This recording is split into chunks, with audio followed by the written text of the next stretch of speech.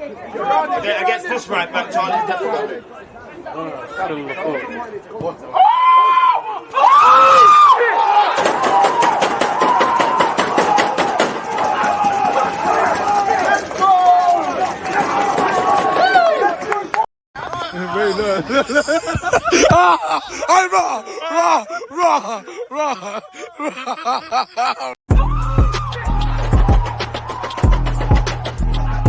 Because you always use that active and that defending. I think it's like.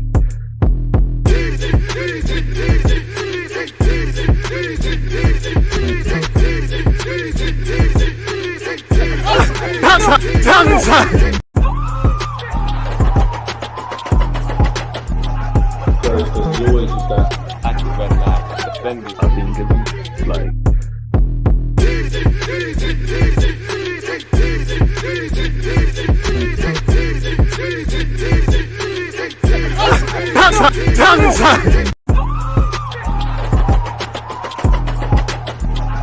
Because you always use that active and that defending. I think it's like.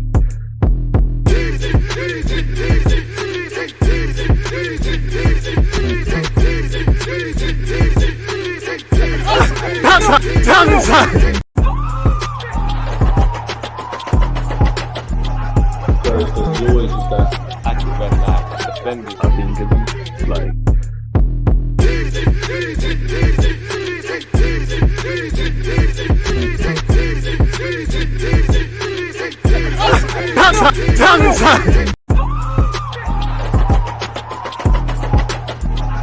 Because you always use that active and that defending. I think it's like.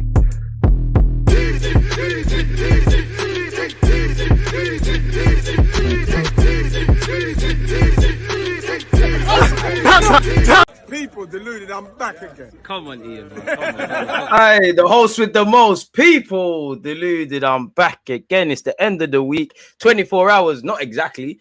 Well, no, we're kind of close. 24 hours before Arsenal play Bournemouth. I'll be doing a watch along for that. Shameless plug. Get them out and early. Make sure you've set your reminders and that. We kick off at 3 p.m. I'll be live from 2 p.m. It's Friday, people. Whether you've had a good week, which I hope you and your loved ones have had, and I hope you're all in great health.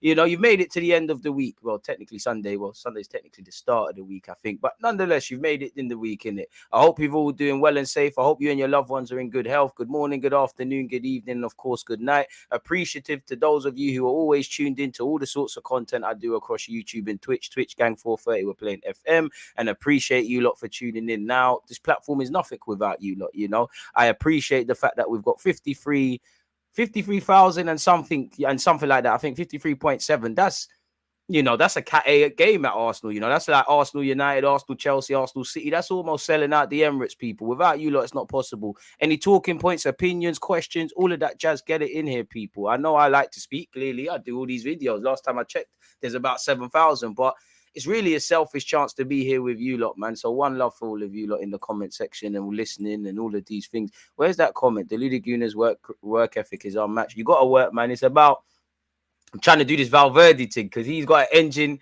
He's got lit football. It's about correlated now, man. It's about correlated, you know. Again, comments like that keep a guy going, man. When I see like that and when people say you're underrated, it's like, raw.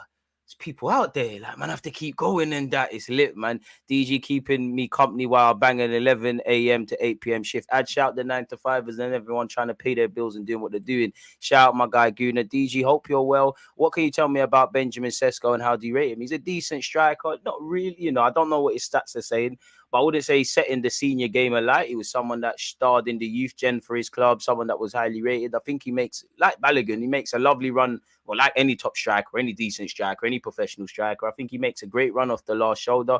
I do think he lives and breathes goals. I do think you need greater consistency and etc. from him, but he's a decent player and he's an FM legend, really and truly. So yeah, man, he's lit. James, one love, because you was the first guy to put in a comment. Now, with that being said, people, before we get into the transfer news and all of that jazz, I want to look at what Mikel Arteta specifically said in relation to this Bournemouth game, people. So with that being said, let me make a timestamp. Mikel Arteta press conference.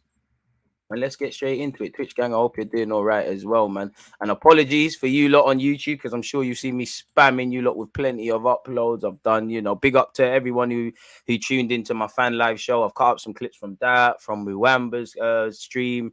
Obviously I did a stream yesterday with Rant.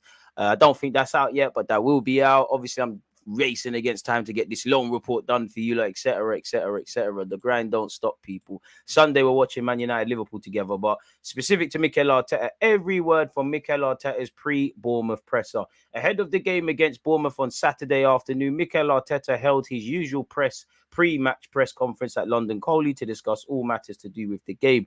Let's see exactly what the gaffer has said. Sorry, people. Right, he's trying to kill me and mess up my thing. But anyways, on the importance of our last 3 results, sending a message to our title rivals. I don't know if Arsenal are in a title challenge. I don't look at the league table. What I would say is that, we've got over 40 points, so we're staying in the division. The goal in August was Europa League / go as far as we can in the cup / get Champions League football. 70 points mathematically, in my opinion, 70 odd region sort of points probably confirms Champions League football. So we're moving in the right direction, really and truly. So let's keep doing what we're doing. It's obviously lovely to bounce back with, our start in February slow. Obviously, we started March strong. We've beaten Everton, battered them 4-0. Dramatic game against Aston Villa. We won 4-2, and we picked up 3 points at Leicester. There are no messages to the opponents. There are just messages to our players to continue doing the same, but better every single day, and that's the only discussion that we are having among the squad. On the importance of 3 successive wins after the loss against Man City, it's really important. It gives you momentum, it gives you confidence, and it obviously puts you in a much better position in the league table, which is the most important thing. The team is in a good place. I'm really looking forward to the game tomorrow. He then was asked about Gabriel Jesus' injury. He's not far now. I don't want to give a timeline, but he's doing certain things with the team and certain things outside it. Yes, Gabriel Jesus, he's calling, he's back. Obviously, if Gabriel Jesus had his way, I reckon he'd be involved. But rightly so, Mikel Arteta is saying, slow down. There's no point you coming back for 1 week. If you're now out and suffer a setback, you come back when you're ready. We've seen that with several players that have been injured throughout the course of this season.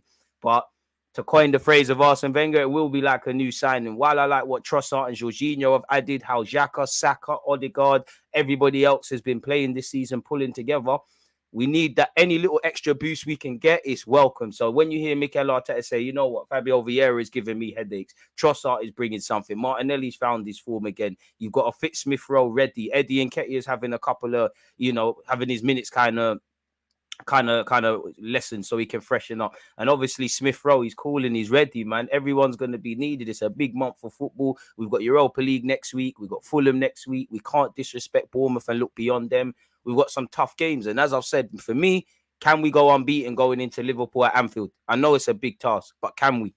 Because we've shown we can go unbeaten. We haven't got too many losses on the board this season. We lost to Everton. We lost to United. We lost to City. There might be a next one, but I'm pretty sure it's 3. There might be 4. There might be cap.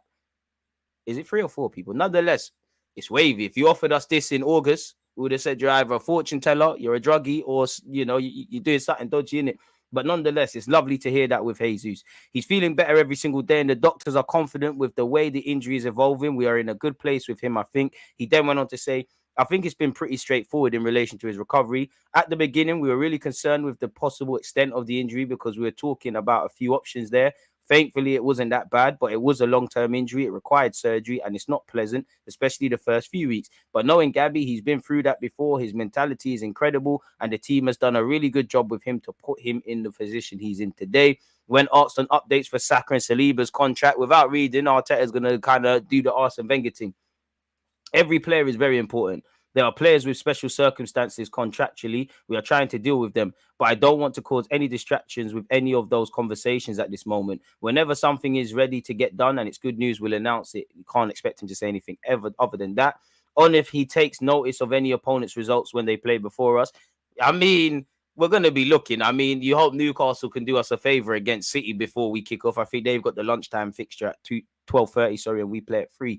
We are looking at the games for sure when they are live. Before that, it can become a stimulus. But I don't think there's a need for any extra motivation. We know the difficulty of the challenge. We are looking forward to it, and we go game by game.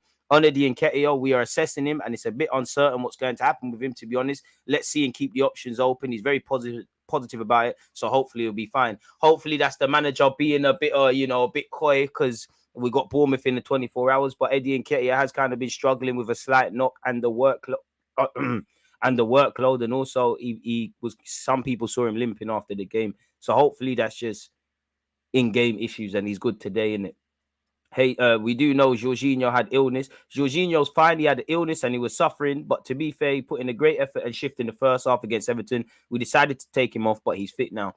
I mean, Jorginho had a bit of a poor first half. Is that the gaffer kind of trying to save him, or was he genuinely ill? If he was genuinely ill, pick up Jorginho, because it's another example of when people say footballers don't care. Who knows what his illness is? He might have had diarrhea, for God's sake, really and truly. And I wouldn't.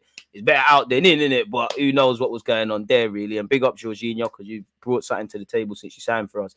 On the threat of Bournemouth, I watched the games they played against Brighton, Wolves, Newcastle, and Man City. I'm really impressed by what they're doing. I'm not. They're really aggressive. They haven't conceded many in those games, and they could have had different results in 2 of those 4 games. Against City, City showed some quality when they opened up, when finishing the actions to make the scoreline really big, but it is a really competitive match again. And if he has a plan for the run-in, not that far. We never talk that far in advance. We always have a plan for what we'll do in the following weeks, and we'll stick to that. We'll assess where we are in a month's time. He then said, on if he has to pass on his experience about the intensity of the season during spring. They know, a lot of them have experienced it, even if they were challenging for different things. We know that the closer we get to the end, the potential will be higher and the demands will be as high as they've been all season. On the controversy over Newcastle's purchase, we've got nothing to say about the whitewashing of sport, really. Moving away from that, there's much more to come. We can do much things better in many aspects of the game. We still have players with immense growth potential individually and collectively. And as a club as well, there are a lot of things we can do much better. That's the aim. We have to be really seeking that excellence and professionalism. Thankfully, the gaffer said it, because when I say it, people say, oh, DG, you're too harsh. No, that's just what winners do. You know, if I get 100K subs today, I'll be thankful to all of you lot. But in my head, it's, bro, how do you turn that into 2K, 200K? How do you turn that into 1 million sort of thing? You know, and trying to recruit the best people and all the time have the right mindset to achieve that. Smash the like button. On if Zinchenko is an option in central midfield, he can adapt to certain positions in the field in a great way. Sometimes he occupies those spaces, so we'll see. Sometimes teams pose you different questions and you need Alex in certain positions. He can play wider and higher up the pitch as well, so he is comfortable there. It's good to have that versatility with players. On how important his energy to the team has been, it's really important. It's part of our identity and the way we want to play the game. We demand that from ourselves every single day, because without that, I think we'd become an average team, like Spurs. Obviously, on the difficulty stepping up from youth to first team, as Gary O'Neill has done. I've known him for many years because we've been in the league together, and I've been really impressed with what he's done throughout his career, and the way he approaches every game, the way he sets the team and what the team is doing right now. I know him personally as well, so I think he's doing a great job. It's great to have managers of that age as well, occupying those roles and doing well. On if Jesus could be back before the international break. So you want me to give you a time frame? We don't know. I'm not saying we're not far away, but obviously he has to do much more with the team. Let's see how the next week, 10 days develop, and we'll have a better picture. Hopefully that picture is bright. On how well we've done without him, probably that wouldn't be fair on him, because he was starting every single game and what he produced for the team was phenomenal. It is true that we need to see when he's back, what level he is at. We're going to fit him in and how we're going to load him with minutes and which games. Like everyone else, he'll have to earn his place, but we know what Gabby can give to the team. On how much he's changed since his first game against Bournemouth, that's probably a question for someone else. It's not for me to judge how I am. Arteta weren't really on answering them questions. On what he has learned since then, a lot has happened. I've learned a lot. I've had some great memories with a lot of people. There are experiences in your life that mark you forever, especially when you have a role like that I have at the club. Looking back, I think it's been a fascinating journey in the past few years. Again, on what stage Jesus is with his recovery, there's no contact training yet. On whether he'll play an under-21s game as part of his recovery, we need to see how busy the schedule is and where we have space between the games to fit that in, as well as whether we feel he needs that and how much we'll get from him. There are some good questions we need to ask in the next 7 to 10 days, I think. So as we gear up to the international break and things like that, and the 2 games against Sporting, Fulham and so on, looks like Jesus might be getting brought back in. And whether he'll play 2 separate teams in the Prem and Europa League, it depends. Obviously, we haven't had 2 teams available for the past 5 months. We didn't have more than 16, 17 outfield players, so that would have been impossible. Let's see if we have the chance to do that and if we want to manage the rotation in that way. It's a possibility, but in the end, players have to earn the right to play, and not because you have 2 games a week, so we'll see what we'll do. On whether he encourages players to play out of position like Zinchenko did against Everton. If he gives the ball away and they have a counter-attack and they score, I'd be really upset. But like every manager, he puts a great ball in. Bukayo is inside and he scores. Happy flowers. We are all happy. He has the freedom to move in certain spaces like he does, and the actions where he receives the ball, especially in certain games where we face a certain block. But at the same time, we require a certain discipline in positions to do what you have to do. On whether he has confidence that the team can cope with more injuries, yes, because losing Jesus was a huge blow for the team. First of all, we know the importance of Gabby, what he was bringing to the team, and the way he transformed this period and belief. And in the end, the level of performance we could reach. But to be fair, the team took a step forward. Individual players took more responsibility and they're really keen to maintain that level. We have done that so far. It's really pleasing to see players are not looking for an excuse or look aside and expect someone else to do it. But that took initiative. Developing those leadership qualities is really important. On whether he has seen players like Martinelli step up in Jesus' absence. I think Gabby in particular was really good playing with Big Gabby, in brackets Jesus, but we needed something different from the team and we had to adapt a little bit our way of playing because of the qualities Gabby has. That was really pleasing to see. So in general, it went probably better than expected. Oh, you're telling us. And now we have to continue that. Hopefully we can bring him back so he can help us to a different level. And that's true, man. Is there anything else? Again, who would you lot play against Bournemouth, really and truly? Because again, if we look at the tactic, if we just get the tactics board out and humor ourselves, people, I guess there is fair questions. Obviously we're not playing these lot again. Do we rotate the side? Again, Bournemouth, I'm probably not as good defensively as Everton, but I'm probably going to set up in a low block, deep block unit. So do we I am in two minds, people. I do think there is a chance to rotate players with the workload, but I am a big advocate of playing the same players because a big byproduct of us doing what we're doing is because Mikel Arteta has kept, pardon me, the same side, people. So it all depends. And if you take out Xhaka, Zinchenko, and Odegaard, for example, you make it harder for us to progress from defense to offense. And obviously, as simple as it is, score goals. When you look at Bournemouth, they're not small fries in this, man. Their last results, they've got some important points, really. They got a point off Nottingham Forest. They got a point off of Newcastle. They drew both games 1-1. They lost by only a goal to nil against Brighton. Wolves, they won by the same scoreline. They did get battered against City, and they were never really in it. But there were periods the game could have went left for Manchester City. So it's not there's no easy gains in the Prem. And for Bournemouth, if they want to stay in this division, they need to stand up to be counted because they've just lost to City. They've got the top of the league in us on tomorrow. Then they welcome Liverpool at their place. Then they've got Villa away. So it's now time to stand up to be counted. And as we move to the end of the season, you are going to see more points drop between us and everybody else and several others, man. Big up yourself, American Gooner. Spurs should never be considered a big club. Updates on Zubamendi, doesn't appear that there's any. Sammy Khan, my guy, tuned in. Oliver, appreciate you. Again, I can't see a comment because a pop-up just come up. Shout out DJ. I rewatched the fan live show. Mandem was catching strays. What a great show. Respect, my guy. S appreciative. Without you lot taking in the content, it's all worthless. So again, admittedly, I haven't really done my homework on Bournemouth. Let's see how they lined up against City because it might be similar. To be fair, they held their own against City, really. They had 4 corners to City's 6. They had 13 shots to City's 20. City had 5 on target. Bournemouth had 2. Obviously, Haaland and quality players tax. Again, if we go off the last game, it's another 4-5-1. So, yeah, big up Kieran Tierney, but we haven't really got an aerial presence. And, respectfully to Bournemouth, their players have come out of the Championship. 2 banks of 4th, 11 men in their own half, 10 men behind the ball. They're probably, and I know Tierney's been trying his best to play that inverted role, people.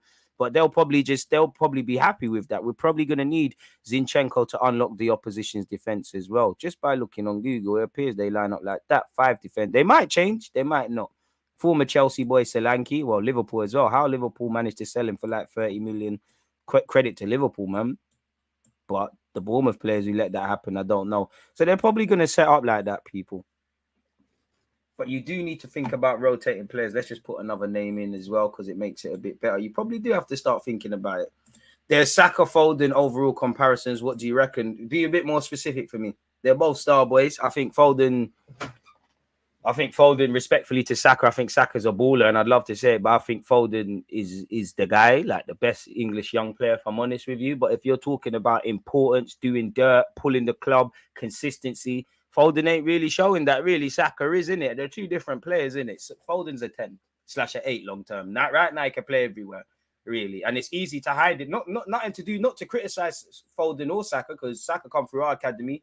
That man came through there, but it's easy to play for City per se. You might not be playing, but if you don't play well, there's other players that can pick up the job. Now, Arsenal have kind of been doing that this season, but if Saka has a bad game, we're less likely to get 3 points. If Foden has a bad game, you got Alvarez, Haaland, this guy, that guy. I would say, you know, Foden did well at the World Cup. Saka also did. Saka did well at the Euros, as did Rashford. In terms of applying it and the consistency and all of these things, for the last 2 years, I know Foden's had little patches where he's been in the team. Saka's been better than him. I think Foden's got the highest ceiling just because I've watched Foden's whole career. I think he's met. Same with Saka. I think he's messed. I want Saka to be ahead of him. I just think Foden, to be fair, both of them, but Foden's the one England should build around really and truly. And plus, Foden didn't even back his mum in it, so yeah, I ain't gonna support his thing. But staying with this, that's a great question, Hector. Big up yourself. It all depends. What have you said? Vieira for Xhaka. That's a shout. It's a shout still. All right, let's go with Rap. For me, I'd slap Ramsdale in goal. Big up Matt Turner. You probably get minutes in the Europa, but we've got to lose our first choice keeper. Clean sheet so he can win the golden glove. Man said boot. This is where it starts getting a bit political still. You'd imagine Tomiyasu and Tierney. There is genuine, I don't know the word, people, help me. There's a genuine case to go with, in my opinion, Fabio Vieira, Tomiyasu, Tierney, and to be respectful to Bournemouth, we should be getting a result. But I think you've got to play Zinchenko. I'm sorry. I think you've got to play Zinchenko. I think Tierney, come off the bench. Thursday is your thing. But if we're playing a low block, we need Zinchenko doing what he did. You saw what bro, like he's involved in at least 2 to 3 of the 4 goals we scored. He might not necessarily got an assist. Kyria could get minutes. I don't think it's that because we need to keep getting 3 points really and truly. Kyria maybe off the bench. It's a bit harsh that we won 4-0. He couldn't get minutes. But we need Zinchenko, like you saw when he's kind of set up Saka in this half space, like he kind of was involved down this sort of flank when he got Eddie and Nketiah involved to set up Martinelli. I think against a low block, it's going to be different, but we're going to need Zinchenko to do this. And if anything, these guys can get, if we kill the game early, man can get subbed quickly, really and truly, innit? So I'd go with that. Maybe because they're a championship promoted side, you could go with Tomiyasu to give us a bit more defensively. But Ben White is more likely to overlap and underlap and all of these things. And that's going to create a lot of space for Saka as he probably wants to get into these sort of regions, people. So for me personally, smash the like button, people. For me personally, I'm probably going to remain it with Ben White. I think Saliba, you know, Saliba scored a great goal against Bournemouth last time. Why not? I think Saliba and Gabriel, I don't really want to play around with my defense, people. I think that's staying the way it's staying, really. So I'd probably still, the back five the same, innit? Zinchenko, Gabriel, Saliba, Benjamin White, and Aaron Ramsdale. Midfield, again, there's genuine case. Partey's now fit. Xhaka did quite well against Everton, Jorginho's done well, obviously. He got subbed in the last game. What am I doing? Slap you there. Slap the 10 there.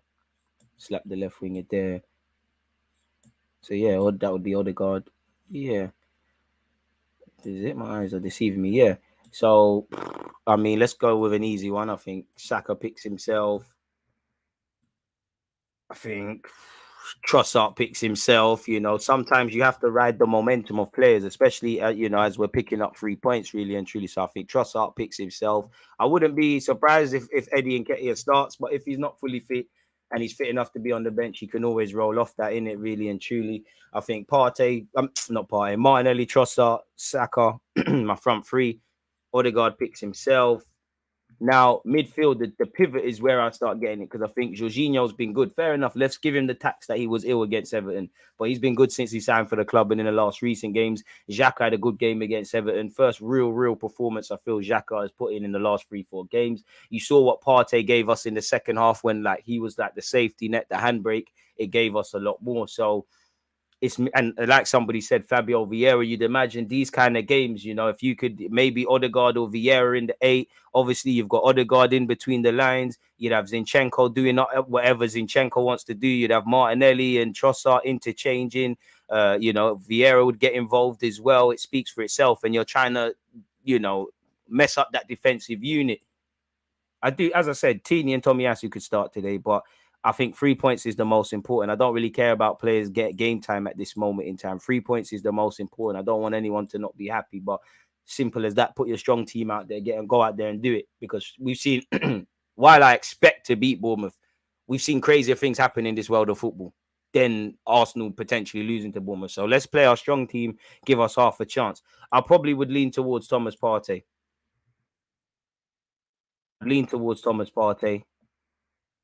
And I just think Xhaka is very vital to our team. Even when he's not had the best of games, I just think we miss something when we have him. Obviously, he will pull out wide as Zinchenko goes inside. Obviously, if Zinchenko had the ball there, for example, he goes forward and makes himself an option and things like that. But I just think they won 4-0, innit? Let's just not mess up the script, keep everything the way it was, really. Again, there could be little changes, as someone said. You could go Fabio Vieira. You could play the 2 fullbacks on the bench.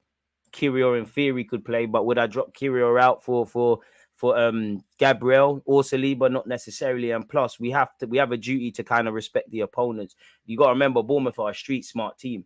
Kiwior, again, I don't know his communication levels with Saliba. I don't know obviously football is universal, and he had an encouraging game against Chelsea under 21s level, showing his passing range.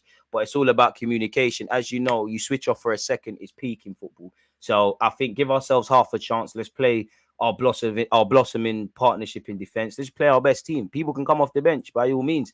In an ideal world, you want to see Saka, Martinelli, Trossard. Well, maybe not so much Trossard, but Saka, Martinelli, Xhaka, potentially one of the centre backs, potentially Zinchenko and Benjamin White. We've got 5 subs. You want to see them wheeled off people. So me personally, I'd probably stick to the script if I'm honest with you. I'll probably stick to the script and go with Ramsdale, Saliba, Gabriel, White, Zinchenko, Xhaka, Partey, Odegaard, Trossard, Martinelli, and Bukayo Saka. Personally, could play Tierney and Tomiyasu, let them tuck in with Jorginho in midfield and let Vieira and Martin do the creative stuff.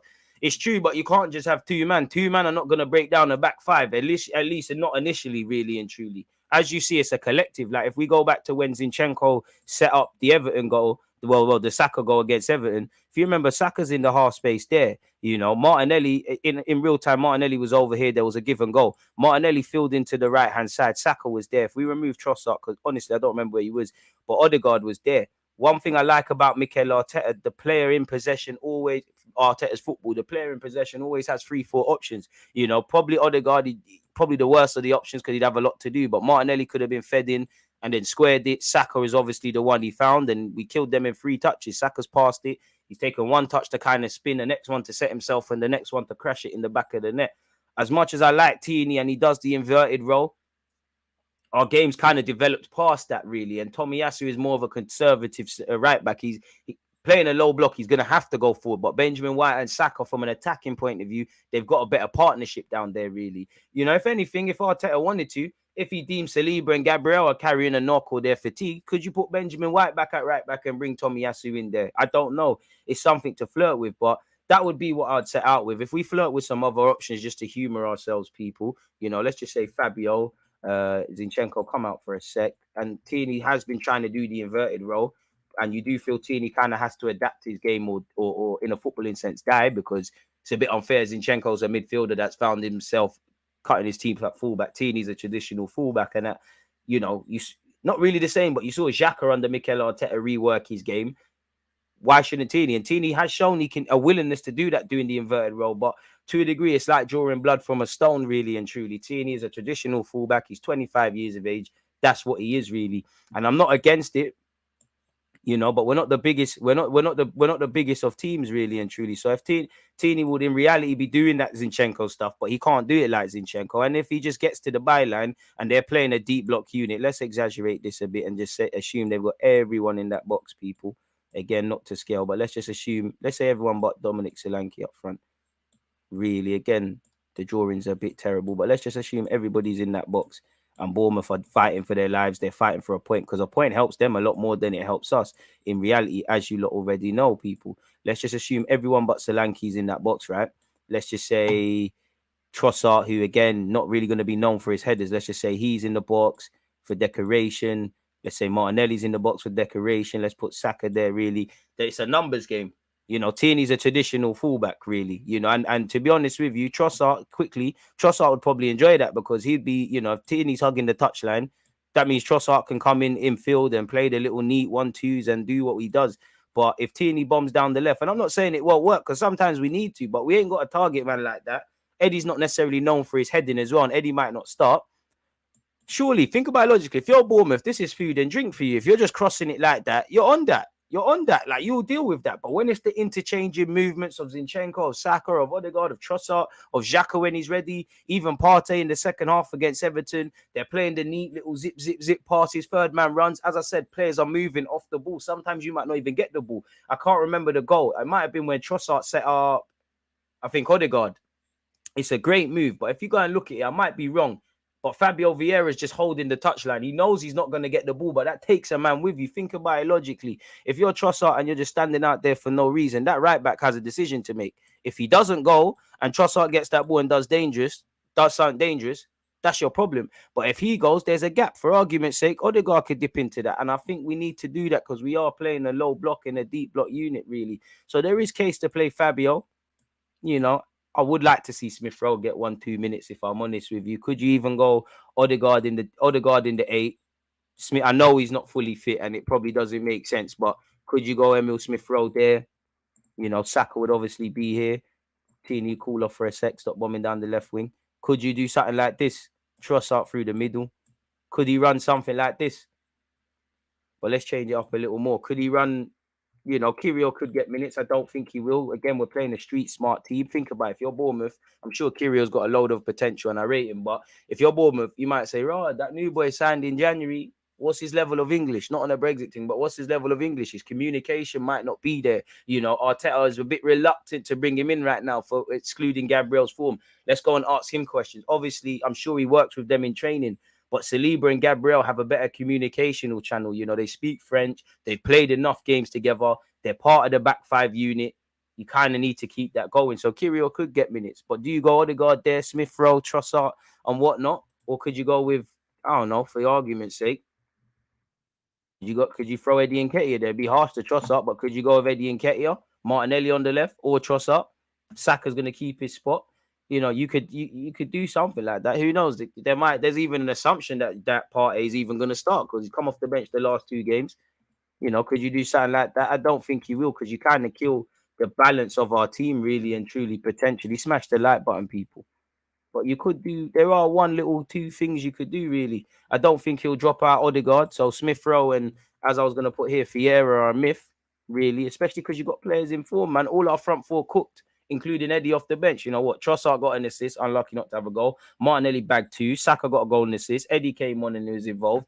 Why ruin it, really? And, you know, I'm sure the gaffer wants to give people more minutes, but the players did their job on the match day, really. So I think everybody warrants the deserving to start again. So where Tomiyasu, Tierney are concerned, they're probably just going to have to hold it really and truly. I'm sure you want more minutes. We all want more minutes for you, but we're here to win football matches. We're here to make friends. We're not here to make friends. I love the family unit and stuff, but we got to remember we're here like everyone else to get 3 points.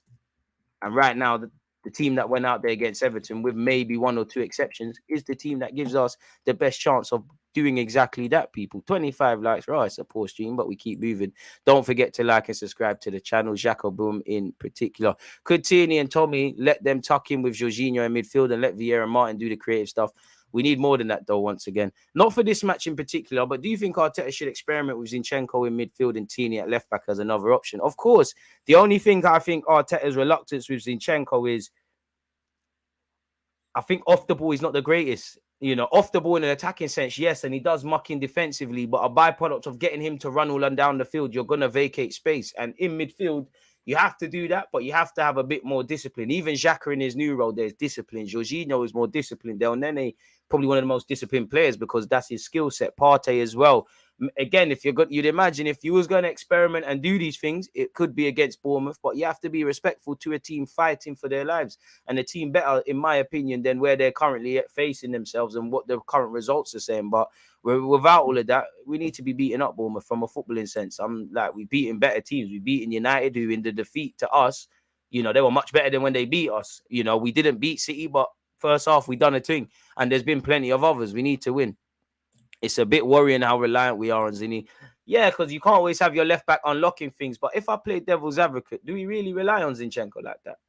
Or is it a byproduct of how wavy Zinchenko is? Because Zinchenko Xhaka, Odegaard, when they're on it, they're on it. I think they're the three, really and truly. Yes, you've got the interchanging movement of Martinelli and Odegaard, previously Jesus and Martinelli, Saka is Saka. But them three are the nucleus of our team. You know, they are almost, along with Jorginho now to a certain extent, they're almost the somewhat assistant coaches on the field. You know, when they're ticking, they help us. You know, three players in three key areas of our pitch. You know, if they don't do what they're doing, Saka, Martinelli, they're not really involved like that. Or when they do receive the ball, it's back towards goal. They're near the halfway line, and you have to go backwards. Like you saw at Elements with Everton, they were stubborn to a degree to break down. And Bournemouth are going to be like that. They are going to force you backwards. They are going to limit the space and things. Probably like Everton, it might be a game where, of course, I want to start better, but we potentially probably have to be a lot more patient in this game, really. Again, best case scenario, let's start well. Against a team who's setting up, not, let's be real, I'm sure Bournemouth want to win, but they're coming here not to lose. The quicker you can score, game plans out the window. You have to spare a thought for a manager because, for instance, Bournemouth on Monday, they could be doing, you know, Saka does this, Martinelli does that. We need to defend against this. The gaffer could be working with them for how many hours, day in, day out. Comes to Saturday now, they concede within the first 10 minutes. Your game plan to a degree isn't out the window, but it's out the window. And we've seen that slap in the face with Arsenal. It's like a boxing match. If you're a boxing coach and you're telling your boxer, oh, this boxer does this and that, watch out for this and that.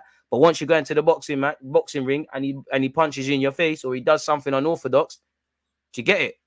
So I don't think there's any rights and wrongs. I do think there's a need for rotation, but when there's a need for 3 points, really. You play your best team to a degree. Arteta does need to learn, in my opinion, as he develops as a coach, to probably rotate. Because, again, just to freshen things up, be a bit unpredictable, manage the workload. Even though I think he's showing all of these things, and better yet, an improvement in these things, that's just something for him to worry about. So it's an interesting one, man.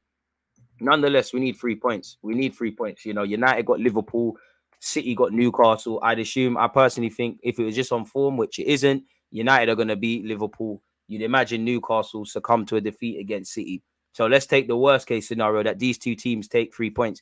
We need to do the same. And respectfully to Everton, to Bournemouth, to Leicester, these are three teams that have been in shoddy form. We've taken care of business. We've had to earn the right to play. Some games have been easier than others. Certain periods of the games have been easier than others. But we've taken care of business and we've taken care of 9 points. I don't think 3 points are given in the Premier League. I don't think there's any easy games in the Premier League. But if there was something that was along those lines, I think Bournemouth is one of them. And Bournemouth are going to want revenge. They get beaten up anytime they buck us and play against us. And again, at the Emirates, at the Vitality Stadium or whatever they call it, I think it was the easiest away game. I think Brentford was good. Palace was good. Obviously, Chelsea was probably one-sided traffic. But Bournemouth didn't really put up a fight. You had Christian Moore trying to cross, 6 foot plus man trying to cross the ball for their strikers. Saliba smacking it with his left foot or whatever. It's probably the easiest away game we've ever had. And that's got to be tough to hear or see. The players know in it, really and truly.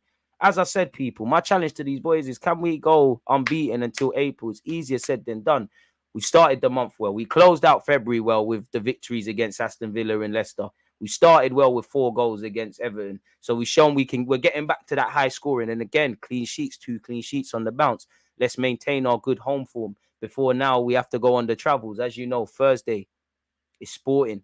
Then after that, on the Sunday, it's Fulham away. Not going to be easy. Then you've got Sporting again. Then you've got Crystal Palace. Then obviously, I think there's an international break because our last game's on the 19th of March. You then go into April against Leeds at home and then Liverpool away. Respectfully to Leeds, because for some reason, I thought Liverpool was the first game of April. So it's getting difficult, man. It's getting difficult. We need to just go out there and keep doing what we're doing, really, and hopefully everything else falls into place, really. Can't be watching what other teams are doing. Let's just handle business, man, like we've been doing. Need to get back to scoring early. DG, your mods are muting hella people for no reason, by the way. That's why a lot of comments are shadowed. Why are they doing that, man? The mods, chill out, man. Chill out, mods. Chill out, mods. Chill out, mods. But if you're talking nonsense and the mods are getting rid of you, then they're getting rid of you, man. Could we finally see Fabio Vieira start? Maybe. But if it ain't broke, don't fix it. Yeah, you need to be able to change things. But if it ain't broke, don't fix it. And as much as I like Fabio Vieira, I think you're very unfortunate not to get certain more minutes. I think Xhaka needs to play. I think Partey or Jorginho needs to play. I think Odegaard needs to start. I think Saka or Martinelli needs to start if Eddie's going to come in. Them two fight it out. Saka is Saka. Tierney is vital in an attacking sense. Benjamin White's been brilliant. The two centre backs, that's the big up Kirill. That's the one place I don't want to see no rotation. One love to Matt Turner, but you're probably going to be on bench duties. So unpredictability is key. But at the same time, we need to do it within. If we win against Man City, then do you believe we'll win the league? I don't know about... Listen, I'm the wrong person to ask about league titles, man. You'd have to ask Mikel Arteta or anyone like that. I'm not experienced in any of that. I have seen my team win a league title before. I don't understand it. In many ways, the good things we've done so far this season is winning a league title. Winning a league could be defined as just being better than you was yesterday, man. I don't know where Arsenal are in the table. What I would say is if you were aspiring to win the league and you didn't beat City, out of the 6 points available, you probably need to clean 3 points off them away from home, really and truly. So I would probably say that, man. We need 3 points, all feet on deck. There you have it there, innit? So yeah, if we win against City, it'd be a good look, especially at the time. But boy, easier said than done. We need to respect them, man. I don't believe we would be top of the league with Tierney playing. He doesn't bring the technical security or domination on the ball Zinchenko brings. He's a secret weapon of this team. Bit harsh to Tierney, but Zinchenko's taking it up a new gear. He's elevated the squad just like with Jesus. Two very good signings, really. Simple as that, really. You know, again, if Tierney was the left back, Arteta would probably have to... Not saying there will be another false fullback, but you'd have to get that guy, someone else to run the show. Whether that's, I think in a couple of years it will be Odegaard. I'll be surprised if Odegaard doesn't move into that left 8. Personally, I do think you'd kind of rob Odegaard definitely of the goals he's getting right now because he's less closer to goal. You probably rob him of the play consistently in the final third. But I think he would give the team greater impetus. You know, I think him, Smith Rowe, to a degree, Fabio Vieira, they should all be groomed into playing that. Just needs Zinchenko in midfield. The return of Smith. Would love Smith Rowe to get game time, but for who though? For who? Martinelli's found his form again. Again, I want my best players on the pitch at this moment in time. Martinelli, Trossard, Saka, you're doing the business. You lot are more likely to score. If we score goals, we get 3 points. I want my best defenders on the pitch. We're more likely to get clean sheets. You know, you go through all the managers in the league. You know, the way, I'm sure there's similarities, but the way Ten Hag, Pep, Klopp, Arteta, Sean Dyche, just to throw a random name out there, Gary O'Neill, because we're playing him tomorrow. I'm sure they all have similarities, but they all look at football differently. What's important to Klopp might not be important to Ten Hag or Arteta, and vice versa. But whatever way you shape it in this thing, football's a simple game. You need to defend better than your opponents. You need to put the ball in the back of the net. So when you play your best players, you got more of a chance of this. I would love for Smith Rowe, Tierney, Tomiyasu, Fabio Vieira, and Ketia, if he's fit, to get more minutes. But 3 points is the precedent. And especially when people are playing well, if people are shaky and form is inconsistent and all of these things are happening, then cool, yeah, you can change things. But if it ain't broke, don't fix it. Think about rotation in the Europa League. But even that, how far does that go? You're in the last 16. We don't know. I'm not watching Sporting week in, week out. But for me, Sporting are a massive club. They dealt with Spurs. Their fans are going to be up for it away from home. Hopefully, Bellerin does what Emi Martinez does. You know, they're going to kind of psychologically expect to go out. So there's going to be a fearless approach. You got probably, while I think you should probably rotate for that game, how far does that go? Because if you want to get to the final, you need to play your strongest team. And players shouldn't just play for no reason, really. Yeah, there's a case for rotation. I want to see plenty of players. But as you keep hearing me say, 3 points, 3 points, 3 points, 3 points, 3 points. That's the main thing in this. And after that, we can discuss. Klaus Wiesen as a left-sided 8 DG. Do you think he has the defensive capabilities to do the 8 thing? Yeah, I do. Because when you look at his numbers, his ball recoveries, his interceptions, the way he presses, he's never going to, he's a pretty footballer. He's never going to be Roy Keane and that, but he could definitely play as an 8, especially with how Arsenal play. Partey to start, if he's fit, you'd imagine he got some minutes off the bench against Leicester. Forgive me if I'm wrong. Got 45 minutes plus added on time against Everton. Had a couple of days to train. Obviously, we've got 2 games this week. Fitness-wise, there might be something taken out of him, but yeah. Partey or Jorginho, we should be getting it done. Hey, deluded. Moyes Calcedo, I think you mean, or Rice. What man saying? You know, I'd probably prefer Caicedo, but I'm on the Declan Rice thing. We're going to get zanged if we get him. We're going to have to overpay, but F it, man. I like him a lot. I think he is overrated. I do think he is a bit limited technically, but saying that, I think he's a much better player than people giving credit for. As much as I think he'll be the guy to somewhat be immediate competition to Jorginho and Partey and take over the 6, I'm not saying Declan Rice and Xhaka are the same player because they're not, but just how Arteta was moving with Xhaka and how he's reworked him, I think Rice might, I'm not saying he will, but he might play next to someone in that 8. I don't rate English midfielders. Bring me someone from Spain. Get Zubamendi on the boat, man. Or the plane or in the car. Do what you need to do. Both, I can't lie. American Goonie said it there. I mean, being a bit spoiled there, but if you can bring it both, why not? Barcelona got that summer ban. Which players from their roster would you like to pick realistically? Who is realistic, man? I don't know really. I don't know who's realistic from Barcelona, and somehow they're gonna get out that summer ban. But if I don't know, I wouldn't know who you describe as realistic. I don't think there is really. I wouldn't mind Conde, even though I don't particularly rate him. Rojo is allowed to sign for this club any day of the week. Asu Fati stocks falling, but why not? Obviously, we'd all want Pedri and Gavi. It's not gonna happen. If Arteta wants Ferran Torres, then I could hear it. I think that's it. Zubimendi is my first choice. Caicedo would bang for us. Come on, you Gunners. Get me Rice and McAllister. It is sure that we'll play in Champions League next season. And do you think the current squad is enough? If not, then which players do you prefer? I don't know for players we prefer, but we need curtain raisers. The same way Jesus came in and Zinchenko came in, they've raised the level. We probably need a curtain raiser in midfield. You know, sorry, Granit, you could be part of the team, but that needs to be upgraded. Or two, I would say. And I do think we probably are missing another striker or attacker, someone with a bit of X factor. It's difficult to find. I don't think we can find it. But you see, when Mo Salah was in form, or when we had Alexis Sanchez, that even when they were having bad games, they still carried a threat. Even when we was terrible, they still probably grabbed us the next 3, 6, 9 points off the in the league just because of their stardust. I think you need that. No disrespect to anyone in the team, but that's easier said than done. And obviously, in today's day and age, you need to pay some cash, really. So, yeah.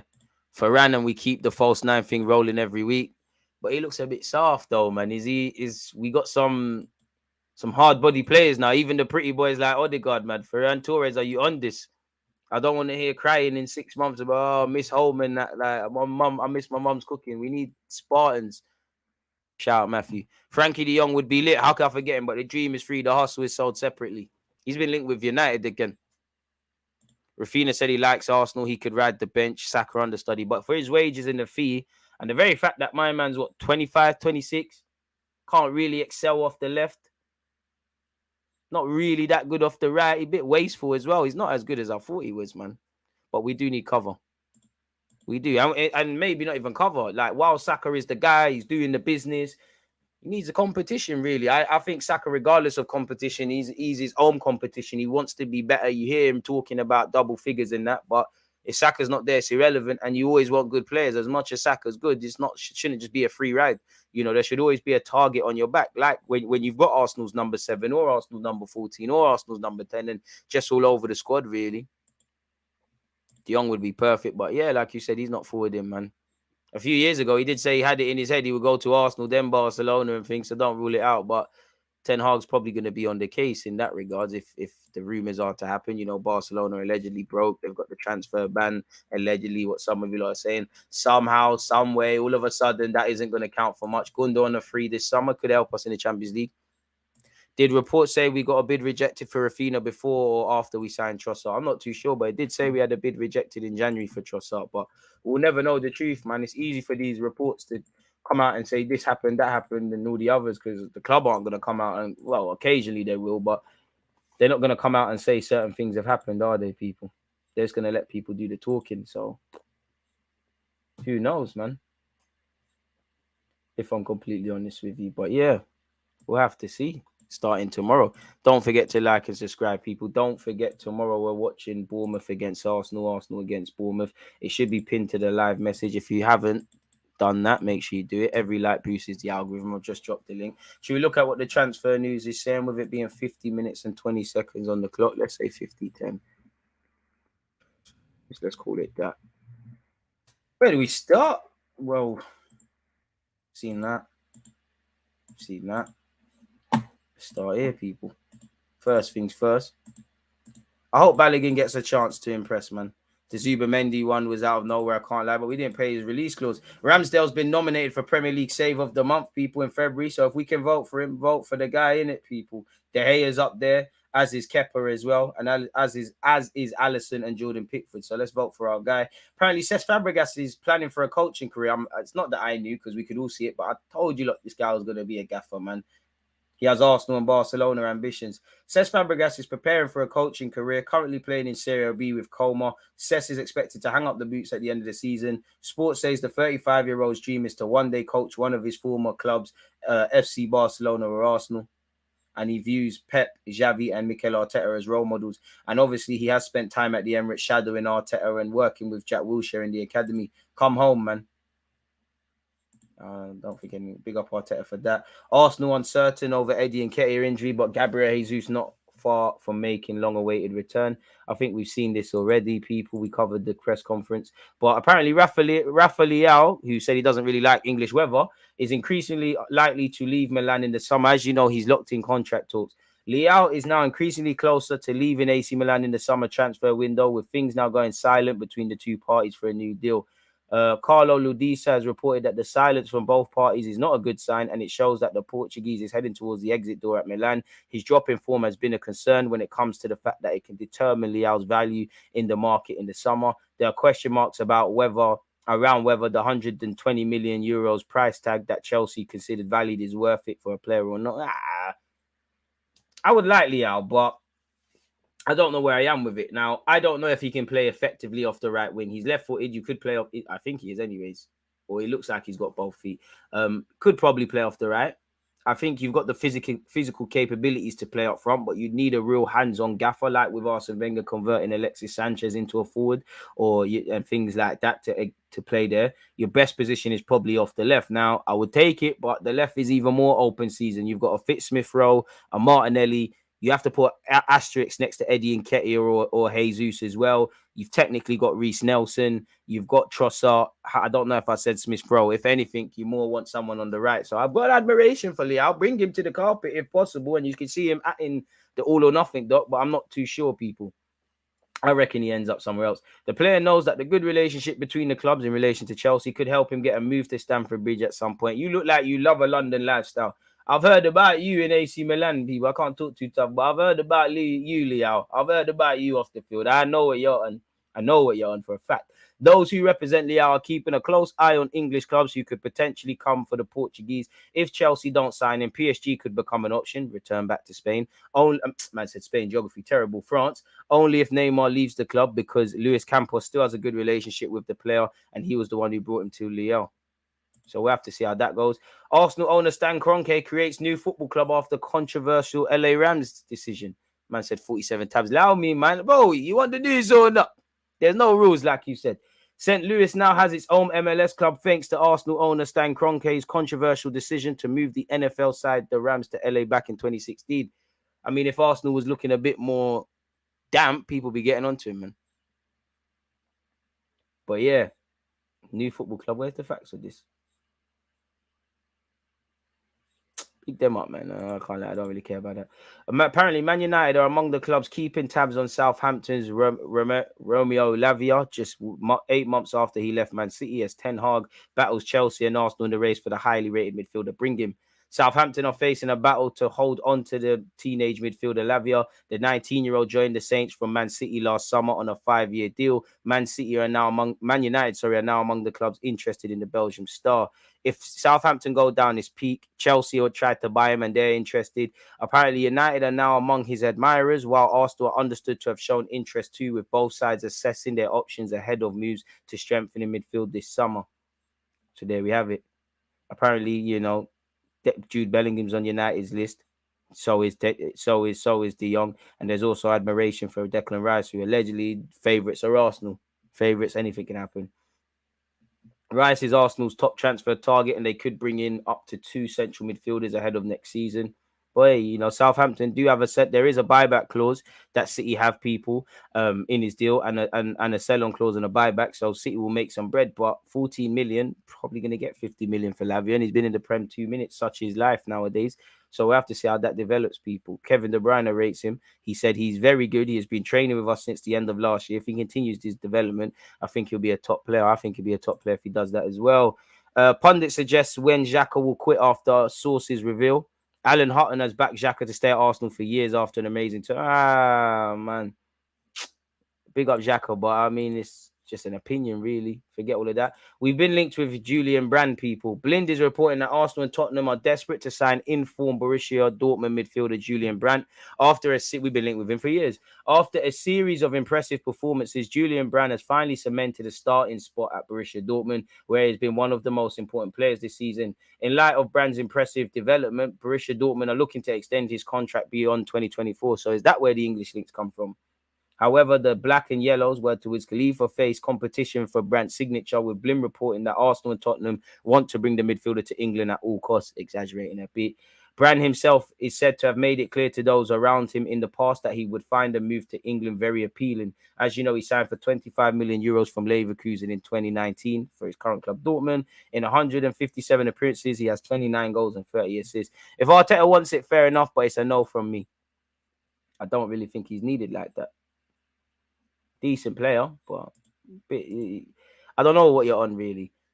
Shout out to Richarlison, 60-odd million for him. Granit Xhaka has registered more touches in the opposition box with 80 than Richarlison with 42 in the Premier League this season.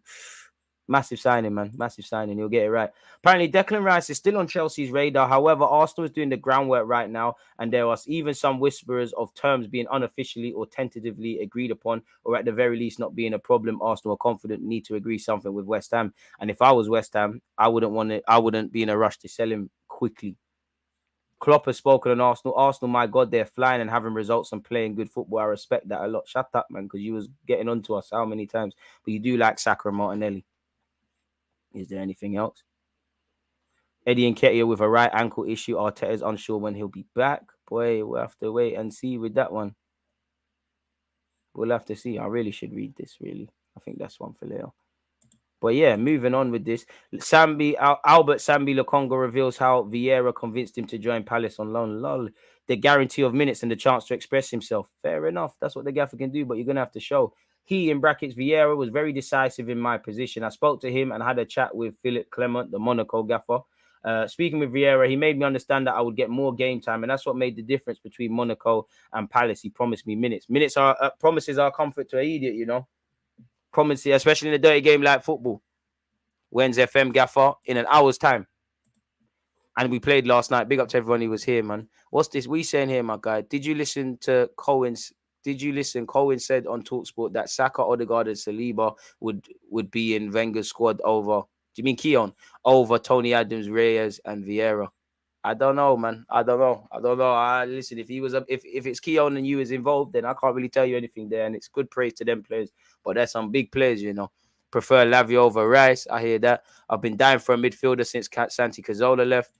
Great stream, DG. But this Leao thing we put in place below average bid. Then Todd comes in and pays double the price, and he's a Chelsea player. Same old Arsenal hierarchy fluff ups once again. Have some faith. And to be fair, not really onto him.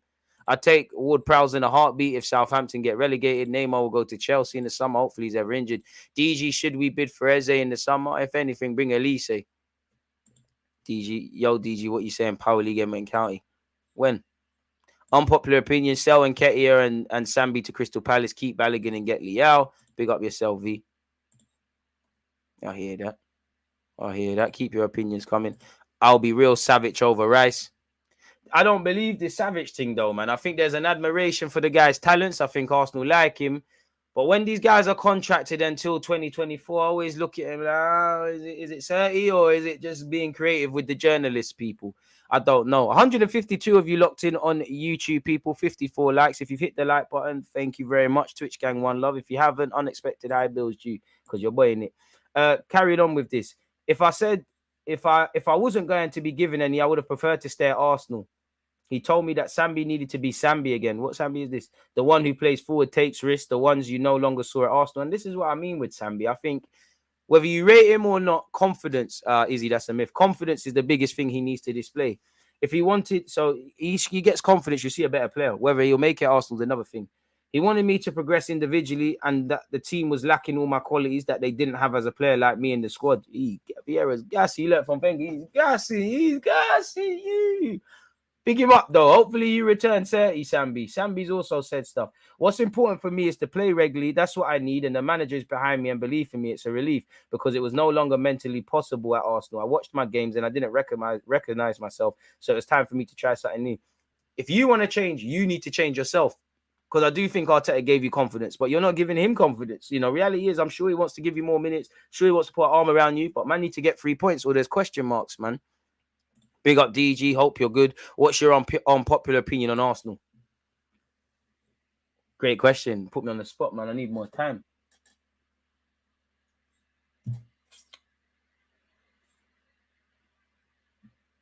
I still think we're papering over cracks with the transfer market and certain players we're relying on. I think we need to make some harsh decisions on certain players that play on a regular basis.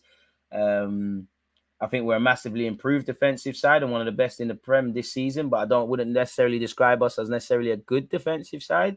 I still think we're our own worst enemies. I still think in games, not so much Everton, but we're doing this 1 minute, we're on it in the first half, then we're on it in the second. I hope that this season, regardless of how it finishes, doesn't lead us into a false sense of security and make us think we've written certain wrongs, we're at a level we're not, and certain players are better than they are. Granit Xhaka's importance to the Arsenal team is overrated, but can never be overstated. In that, I think you could get someone better, but you really can't underestimate the importance he brings to Arsenal. I don't think Arsenal fans specifically, give Gabriel the praise he deserves. I think there may come a time, as much as I like them actually, where you might, if we're going to a certain level, same way Tierney's been taken over by Zinchenko, you might look at Aaron Ramsdale and Gabriel as potential areas. I think we should give up on Thomas Partey. And what I mean by that is Partey's Partey. He plays every week. He plays all the time. I'm going to use him. But at 29, even though he's been fit for the majority of the season, at 29 with this stop-start stuff, I think we should get someone that we don't at least see we don't see the absence. And if he's still part of the squad, great.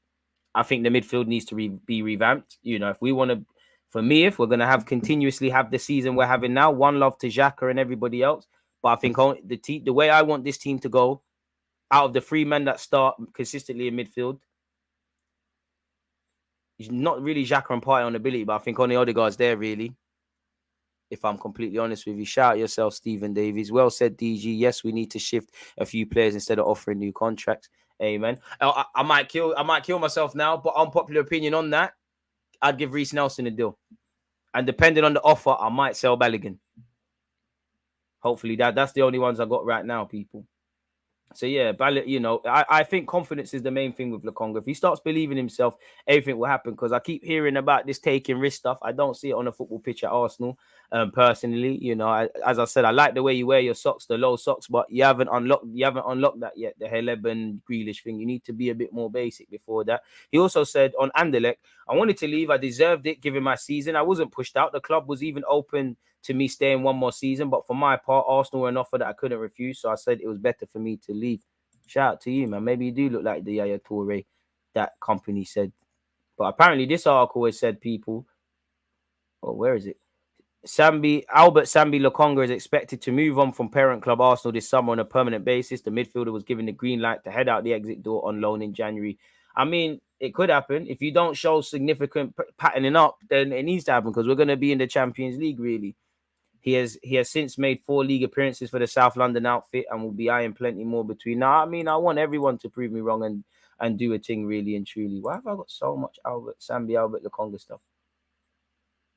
My goals are to find myself back to be the Sambi that I have been when I arrived at Arsenal. And to be honest, in pre-season when you signed for us, you look lit still, but meaty.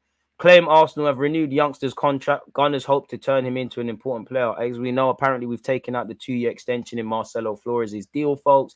And obviously, apparently he wants to stay a year in Spain or so he can get a somewhat passport and things like that. This journalist has said, what we can tell you is that he has renewed for 2 more years with Arsenal. They have extended his contract, and the priority for Marcelo Flores will be to stay in Spain for another year. It doesn't mean that he's going to stay at Real Oviedo. The Oviedo ends the loan in the summer, and we'll sit down to see if there's a project there for him. But the priority is to stay in Spain. There are already a couple of teams interested. The report states that the Arsenal-owned attacker will be eligible to obtain a Spanish passport if he were to stay in Spain for 1 more year. Why Spain? Because with 1 more year playing in Spain, he automatically receives the European passport, which opens the door to all of Europe. So the priority is to stay in Spain on loan. It does not mean that it's Oviedo, although Oviedo is going to take a hand in some negotiations. Arsenal will win the league in 2023. I don't even know if Arsenal are in the title challenge. I just take it game by game, but I hope we can, like every other member of any football, any football club in the league or any supporter better yet. Oh, what's going on there? It gives me an advantage. Gunnar Starlet praises amazing Arsenal work with young players. What is this? Balogun, he said, it was amazing when I was younger. There was a crazy number of talented young players at Arsenal, perhaps the most in the country, and you're seeing it now. I was able to learn from so many people. We did a lot of technical work. Before training, for example, we did keepy uppies for around 30 minutes just to familiarize yourself with the ball. We did a lot of passing games, a lot of dribbling. And when you grow, it becomes more and more natural. I realize now the benefits of this formation because it helps me on the pitch. It gives me an advantage on other players who weren't formed as well. So big him up, man. We've got a decision to make over Balogun in the summer. Onana's preference as Arsenal and Chelsea battle it out for 50 million Everton star. I mean, I don't think Arteta will be impressed with this heavyweight 6 foot odd, always down like a bloody daffodil on the floor holding his face. You should be in WWE. Just need to give you fake blood. So let's see exactly what's being said. According to the Daily Mail, the Gunners and the Blues could go head-to-head to sign the Everton Onana this summer. Interestingly, the Mail reports suggest that this time it could be Arsenal who win out. It's claimed the fact that the Gunners are in the top form, potentially going to be league champions, could appeal to Onana. Fair enough, man. I'd rather Caicedo, though. I like Onana, but yeah. Speaking of Caicedo, he's doing more social media antics, people. Apparently, he's deleted his Instagram account, really. Whatever that means, people. So, yeah, hopefully that's something we circle back on in the summer. I don't think so, though. This report has said that we could sell Tierney, Albert Sambi Lakonga, Nuno Tavares, Balogun, Xhaka, and Smith Rowe. I don't believe the two names here, but possibilities with the others. It also says Arsenal are ready for a very expensive transfer market campaign during the summer months. Among the main expected signings are Declan Rice for an amount of 80 million euros and Moses Caicedo. It's going to cost a lot, ain't it, people? So we have to see. Gunners to scout forward versus Man United, people. This is in relation to Luis Enrique. The 22-year-old's been linked with both clubs, really. So we'll have to see what's going on there. Apparently, in January this year, ABC Sevilla claimed that Arsenal and United were interested in Henrique. He's described as a forward who is physically very strong. Physically very strong. He's versatile, can play down the middle, right, left. What? Nothing about technical ability and that. I don't want world's strongest man. Arsenal prepared to sell Nuno Tavares this summer. Cha-ching, cha-ching, please. Turn that 8 million into 16. Osimhen on the same level as Ronaldo amid Arsenal and Newcastle interest. Arsenal not buying Osimhen. But fair enough, he's going to cost a pretty penny, really. Arsenal and Tottenham are allegedly tracking Fulham's Manuel Solomon, who's, done quite well. 100 million? You're doing too much. I don't really believe this, people. But yeah, according to this article, Arsenal and Tottenham are among Solomon's admirers. I mean, we were scouting him at Shakhtar. And he is a decent player, but yeah. Arsenal target Moses Caicedo makes major change to his Instagram after using it to push for failed transfer. He's apparently deleted his official Instagram profile. Yeah, bro, just focus on football, man. Everything else will take care of it. Apparently, Mohamed Kudus scramble set as Arsenal, Tottenham, Chelsea, and Liverpool are all keen. Arsenal and Chelsea could battle it out over yet another signing this summer, with Mohamed Kudus now the latest name being mentioned. Kudus is being watched by a number of clubs. Man United have been heavily linked as well. He had a good World Cup, as we know. Apparently, a whole host of scouts in the Premier League were watching him. 90-minute claims that Arsenal, Tottenham, Chelsea, Liverpool have all had Kudus watched. Over in Europe, big teams or big names like Bayern Munich and PSG are also looking. It's easy to link people. Whether it's actually going to happen is something else. That's so good. I've had it twice. Once again, we know you've got rid of your social media. Let's see what goal.com is saying in relation to things, people. We're going to battle Barcelona for Manu Solomon as well now, people. We've been linked with Julian Brandt, as you've seen. Arsenal want to sign Borussia Dortmund star Julian Brandt at all costs. Lautaro Martinez has reiterated he's happy at Inter Milan. Arsenal look to sell Smith Rowe. We're in fights for Lucas Paqueta. Negotiations are still ongoing for William Saliba renewing his deal. We're looking at Raheem Sterling, where his advisor came out and kind of said that's all BS. We've allegedly submitted a 40 million euro offer for Sergei Milinkovic-Savic. We're interested in Paqueta. Newcastle want Tierney. We've been linked with Gabby Veiga of Celta Vigo. We joined Liverpool in the race for Nico Williams. Saka is all but signed a new deal, allegedly. Ivan Fresnadar has been praised at 30 million euros. Asu Fati, your gaffer, Xavi doesn't want to let you go. We're keeping tabs on Ramesh Højlund of Atalanta, and multiple Premier League and Serie A clubs are interested in Balogun, AC Milan, Napoli, Inter, and Lazio, allegedly, people. So whatever that means. But with that, that seems to be the transfer news, people. I don't know if you lot believe any of that. The dream is free. The hustle is sold separately, as I always say to you lot, people. So we're going to have to watch that with a keen eye. Keon, sorry, put Arteta versus Wenger squad team out on TalkSport with Saka, Odegaard and Saliba in over Tony Adams, Reyes and Gilberto. I don't think it's as crazy as it is, you know. Big up Reyes, RIP as well. I don't think it's as crazy. I think Saliba over Tony Adams is mad. Obviously, a lot more gleeful, but, you know, defending, putting your blood on the line. Will we see any more deals like Saliba? Top young talent sent straight out on loan for a couple of seasons to develop works a trick. We have to, you know, it all depends on the right places, really and truly. You know, we're picking better loan clubs as well. You see Balogun doing his thing, Patino having a good loan at Blackpool, Austin Trusty doing his thing at Birmingham, and a plenty of other names, really. And you can't always get it right. Some loans haven't gone right. You know, Smith Rowe a couple of years ago, obviously, to Huddersfield after he went to Leipzig and he weren't really fit. So I hope so. Clearly, we're doing something better than we was doing already. João Paulinho, probably butchered his name. He would be perfect in our system as well. Apparently, he might not even play against Arsenal next week. So hopefully. Left-footed right mid is incredibly key in the summer. Need to lighten the load on Saka. I hear that. But who says Saka wants his load lightened? Why? My one is I don't think this is a Champions League side. It can be better. I'd go with that as well. I don't think I have many. You know, I definitely had a lot more in a few years that have gone past, but I don't think there's many because I think Arteta is doing everything I like to see, really. If I'm honest with you. What else is going on? Shout out Arsenal's ladies. They're preparing to play in a Conti Cup final. Might do a watch along for that if it's kind to the schedule. Apparently, Arsenal's wage bill has been announced, people. Should we look at this? What's this saying?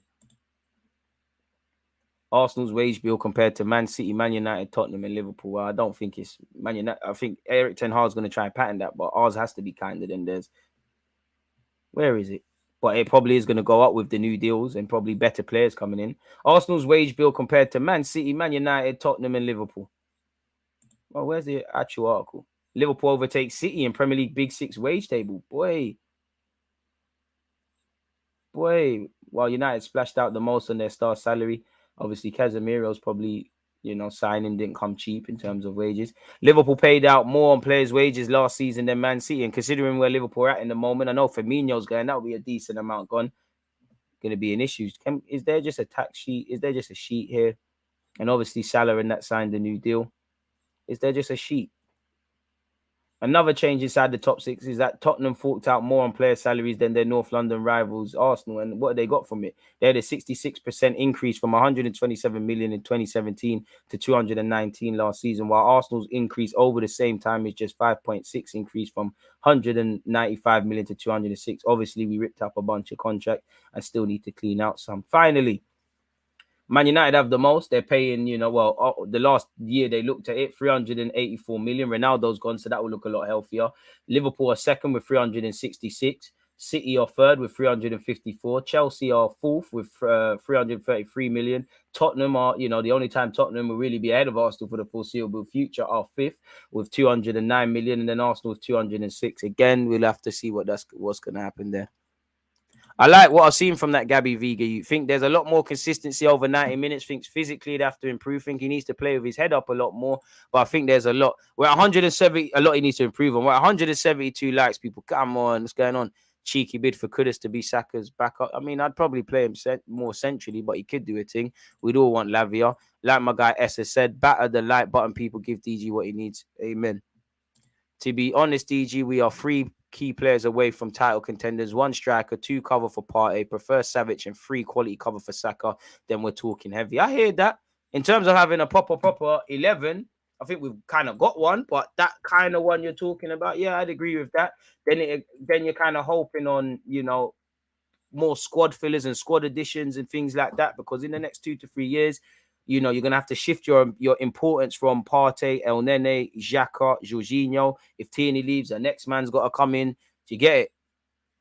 And I think we need a striker, man. I think we need big up Gabby Jesus, but we either need a striker or a wide man that's going to give Alexis Sanchez numbers, Mo Salah numbers, Mane numbers, them kind of guys. They're easier said than done, a lot easier said than done. We need a proper bench like City. We're aspiring to, man. Last 2 years, I'll give the club some credit. You know, Arteta and Edu have made some L's. You know, they've inherited some L's. You know, Pepe and that, but their L's would be described as you gave Aubameyang the deal. Aubameyang has to hold his hands up for not being professional, but that's your L. You brought in Pablo Mari, that's a L. Cedric on 100 bags, a L. Willian was a L. You know, right now Lokonga looks like a L for 17 odd million quid. Things do go wrong. Other than that, you know, everything else has been good. You know, people had a lot to say about Ramsdale and Benjamin White become key parts of the squad. Trossard and Jorginho, jury's still out because they've been here 2 minutes, but you can see that it's not going to be a that thing for them. Obviously, Zinchenko and Gabriel Jesus, curtain raisers. Benjamin White, 50 million off the back of one Premier League season, going from strength to strength. Don't know if I'm missing anything else out there. Giving Balogun a new deal, putting himself in the shop window. If you sell that, you're making some bread. Again, another thing Edu's got to do better at is selling, as we know. Still, you know, do you know what? What would you say? Again, big up them because showing they can commit players. You know, Saliba, Martinelli, Saka, looks like they might sign new deals. Gabriel's just signed one. What would I say is the best piece of business Edu and Arteta have done? Do you know what, yeah? I would say Martin Odegaard, 30 million quid. Imagine he was excelling, not saying he's setting the world alight, but imagine he was somewhere else, you know? And especially in this day and age, 30 million quid. I'd say the best signing that them man have made is 30 million quid. The true cost is probably a bit more because he did come on loan. There was a loan fee there. So I'd probably say Martin Odegaard. Jury's still out on Fabio Vieira, but you hope there's something there. So yeah, I'd probably say that. Yeah, are we ever going to get profit from? We need to. If Haylen's bringing out all these guys, not everyone can make it, you know. You have to make bread on some of these guys. It's saying it's realistic, but would you take Sane?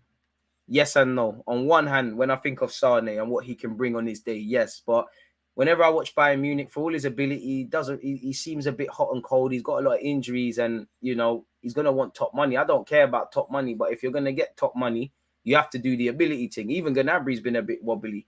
And they're going to want more money because if Sane and Gnabry and all these guys, for example, were available, they're going to look, their agent, if he's doing his job, is going to say, hang on a minute, you know, Saka's getting 200 bags, Martinelli's getting 180, big up them, but they've been on the scene 2 minutes. My client's been here and doing this for time. So it all depends. Gabriel, I can't actually remember if Gabriel was signed under Una Emery or Arteta. I'd say you could throw Gabriel in there, 100%. If he was signed under Mikel Arteta, and was he? Gabriel feels like he's been here for time. Shout out Gabriel, man. Quality centre back for us. Was he signed under them, man? 2020. Yeah, he must have, because that ain't that when Arteta rocked up. Yeah, man. Gabriel has a case. But I'd still say Odegaard though, man. And obviously there's only been one significant sale, really. And that was obviously Joe Willock. Yeah, man. Gabriel and my man. But I'd give it Odegaard because, come on, man. Sexy footballer on the pitch and that. Facts, whenever I see Sane, looks like he lacks hunger to win and perform at a high level. And for me, it's just consistency, bro. Like, as we were speaking about earlier, like curtain raisers, you know, there's no point. If Zinchenko weren't, obviously, I'm not expecting someone to be great every game. But if Zinchenko had one standout game, was a bit inconsistent, it doesn't matter. But every game, you're on it. Jesus, you're on it. And a byproduct of that, everybody raises their game. You know, if I'm devil's advocate a bit, since Trossard's coming, he's got a good relationship with Martinelli, but is it too far-fetched to think, yo, he's playing a bit better? I hate to praise Spuds down the lane, but, you know, that Emerson Royal is playing a lot better now. The best we've probably seen him in a Spurs shirt. They just signed the right back. When you know someone's coming to take your shirt, you might pattern up. Gabriel missed out. I hope that Edu's put the word in and got these players rested, man. You know, it's not the Euros or World Cup or Copa America, and I know playing for your country is national pride and that, but dead that, man. Forget all of that, man. They don't have to play none of that. I'm happy with that. It means we can keep these players' legs fit and fresh in the break, man. And Mikel Arteta can do the training thing with them. But yeah, man, on that note, though, I'm not going to bore you lot, people. Don't forget, 4:30, we're playing Football Manager, people. Again, tomorrow, we're watching Arsenal versus Bournemouth. I'm pretty sure you have not watched a bunch of videos that I provided already for you lot. I'm big up to you lot with the notifications on, people. I'm sure you've all seen. Trossard's a shrewd addition. But anyone that follows me, you know, I was on the Odegaard tig. Even when he was getting criticism, I said, listen, I'm telling you, this is a signing for us. Even that first 6 months where it was difficult, I said, I'm telling you, this is a guy, you know. Stay on YouTube, bro. I can't stream on YouTube. But I'll be back, man. Come on, there's other videos out there and stuff. You're not seeing the links. I need to, man. I'm trying to have a quick bite to eat before I go live again, people. For more transfer news, you can see it here.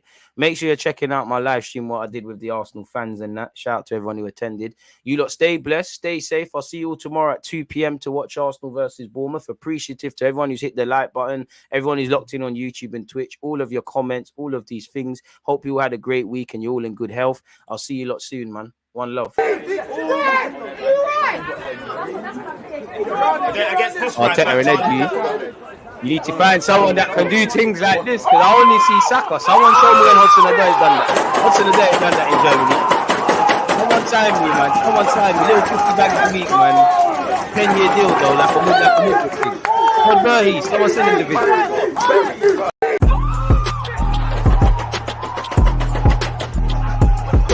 He always used that active red light defending. I think it's like.